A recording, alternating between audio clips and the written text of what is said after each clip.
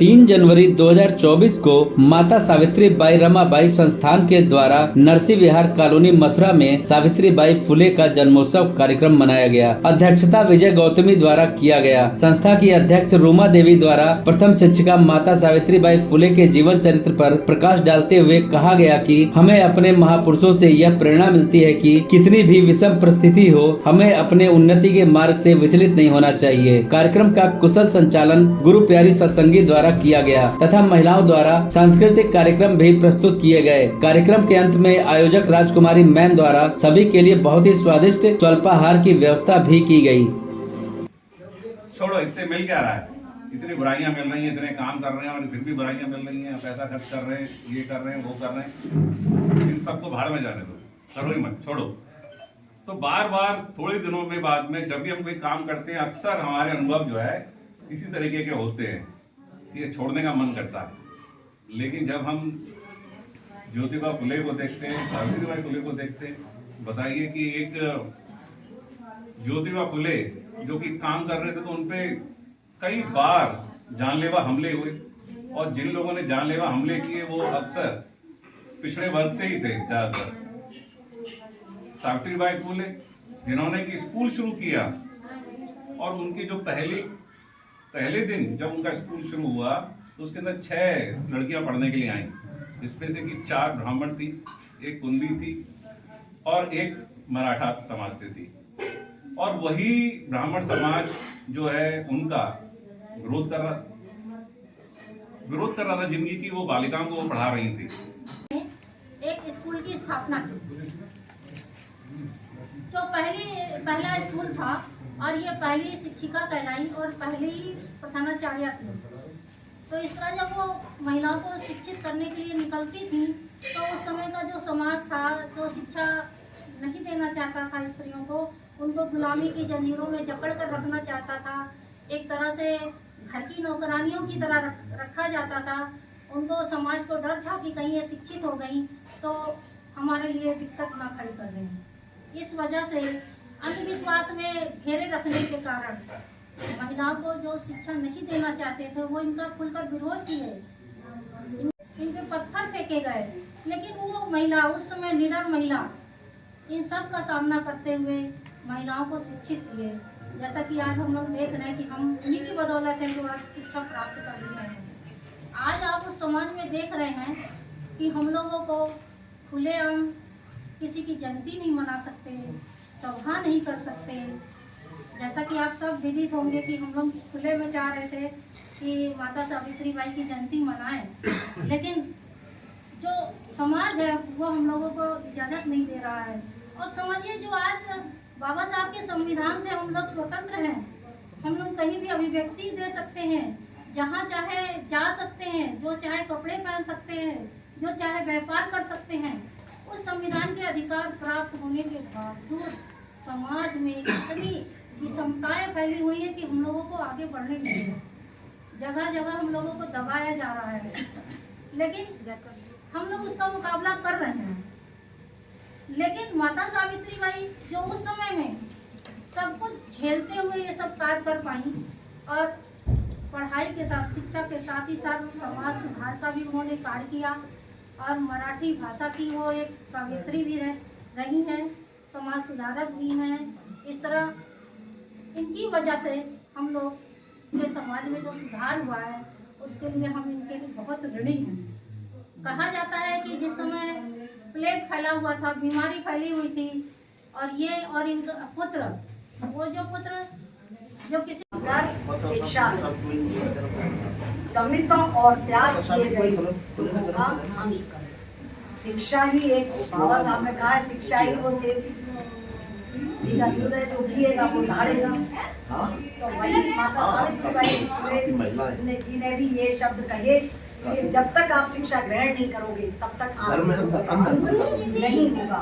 इसीलिए उन्होंने विशेष बल दिया बालिका शिक्षा कि आप जिस घर की बालिका शिक्षित होगी निश्चित वो अपना उत्पीड़न सहन नहीं।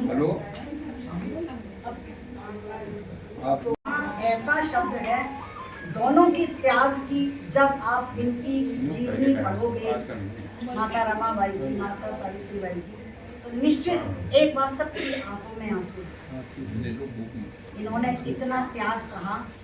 हम केवल इतना दृढ़ संकल्प ले लें कि हम अपने उन्होंने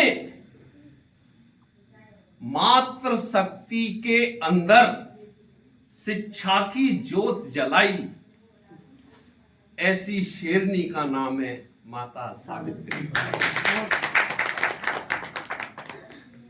आपने कब तक शुरू करी थी कि माता सावित्री बाई ना होती तो आज यहां भी एक सभा ना होती।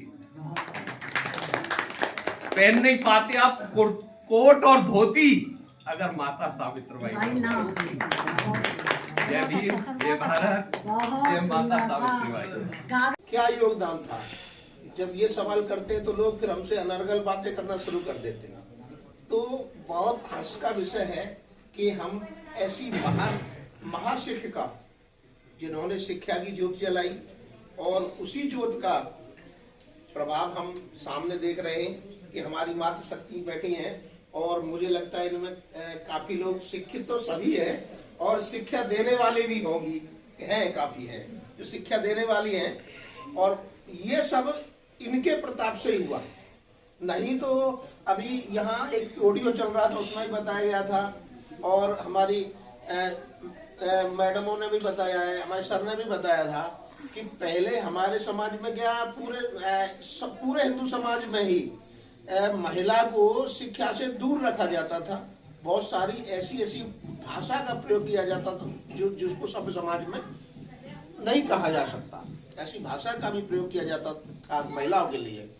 और एक ऐसी महानायिका हमारे बीच से आई, उन्होंने शिक्षा की ज्योति जलाई, उसी का प्रताप है आप सभी इस तरह शिक्षित हुई। और मुझे बड़ा अच्छा लगा अभी जो इन्होंने कहा कि मैं गुरुप्यारी सत्संगी सावित्रीबाई फुले माता रमाबाई संस्था की महामंत्री। आज संपूर्ण भारत माता सावित्रीबाई का जन्म उत्सव को बहुत हर्षोल्लास के साथ मना रहा है। तो आज हमारा भी बहनों को एकत्रित करके केवल हमारा उद्देश्य ये था कि हमारी सभी बहनें एकत्रित हों और हमारे अपने महापुरुषों के बारे में जानें और हमारी इस संस्कृति, हमारी इस विरासत को आगे बढ़ाने में, अपने बच्चों को आगे बढ़ाने में, शिक्षा देने में इसका भरपूर सहयोग प्रदान करें। और उसके पीछे हमारा एक जो कहते हैं ना कि हर चीज़ के पीछे एक निजी स्वार्थ होता है, तो हम बहनों का बस एक यही स्वार्थ है कि हम लोग अपने महापुरुषों की जयंती या महापुरुषों के परिनिर्वाण दिवस पर एकत्रित होकर हम आपस में बहनें भाईचारा बढ़ाते हैं और अपने धर्म की चर्चा करते हैं। जय भीम, नमो बुद्धाय। मैं रूमा देवी माता सावित्रीबाई रमाबाई संस्था की अध्यक्ष और हमारे साथ खड़ी हुई है राजकुमारी मैम, हमारी संस्था की सदस्य, और इनके निर्देशन में आज यहाँ पर आयोजन किया गया है माता सावित्रीबाई फुले की जयंती मनाने के लिए। और इस जयंती में मथुरा जनपद के लगभग सभी जगह से बहुत संख्या में यहाँ पर महिलाएं और पुरुष एकत्रित हुए हैं। और हम लोग माता सावित्रीबाई अन्य महापुरुषों के जीवन पर चर्चा परिचर्चा यहाँ पर की गई है और अपने महापुरुषों के बारे में सबको अवगत कराया गया है और उनसे एक प्रेरणा मिली है कि जिस प्रकार माता सावित्रीबाई निडरता के साथ महिला शिक्षा के लिए अग्रणी भूमिका निभाई है और हमारी प्रथम महिला शिक्षिका रही हैं और जिस तरह उन्होंने शिक्षा का अलख जलाया है, उसी प्रकार हम लोगों को, हम महिलाएं भी उनसे यह प्रेरणा लेते हैं कि हम लोग निडरता के साथ अपने समाज की उन्नति की ओर अग्रसर रहेंगे और निरंतर आगे बढ़ते रहेंगे। और इसी के क्रम में यहाँ नरसिंह विहार में यह कार्यक्रम, जयंती का कार्यक्रम संपन्न हुआ है। जो महिलाएं नहीं उपस्थित हुई उनके लिए आप संदेश क्या देना चाहती हैं? उन महिलाओं को यह संदेश देना चाहेंगे कि आप निश्चित रूप से इस संगठन के साथ जुड़ें और यह संगठन महिला शक्ति के रूप में निरंतर कार्य कर रही है और इससे जुड़कर आप अपने समाज में महती भूमिका अदा कर सकती हैं। जो महिलाएं नहीं आ सकी हैं उनकी कुछ मजबूरियां रही होंगी और जो वो नहीं पहुंच पाई उनकी जगह हम उनके पास पहुंचेंगे और उनको अपनी संस्था में सम्मिलित करने का प्रयास करेंगे।